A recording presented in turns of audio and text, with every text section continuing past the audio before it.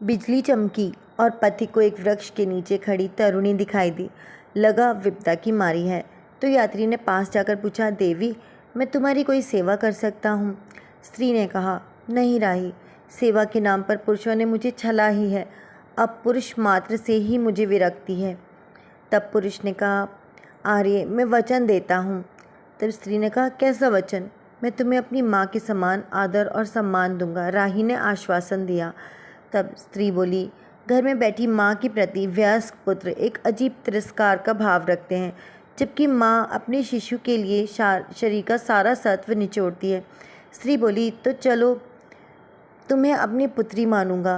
पिता पुत्री को भी पराया धन समझकर एक दिन उसे अनजान हाथों में सौंप देते हैं। पुरुष यहाँ भी अपनी गुरुता से उसे परास्त कर देता है।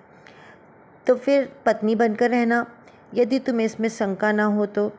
शंका? स्त्री हंसी। पत्नी को भी पुरुष अपनी प्रभुता के चंगल में फंसाने से क्या बाज आते हैं? रोटी और कपड़े के बदले उसका सब कुछ तो छीन लेते हैं। अब राही को कुछ समझ नहीं आ रहा था और स्त्री कहे जा रही थी, इन सब संबंधों का मैंने कटु अनुभव किया है।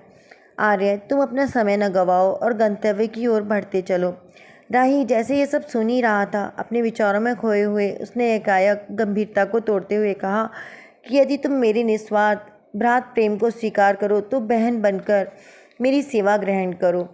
स्त्री के चेहरे पर एक चमक आ गई और वह पति के साथ जाने के लिए तैयार हो गई। कहते हैं कि यह कथा उतनी ही पुरानी है जितना प्राचीन राखी का पर्व, और भाई और बहन का रिश्ता बहुत ज़्यादा पवित्र होता है।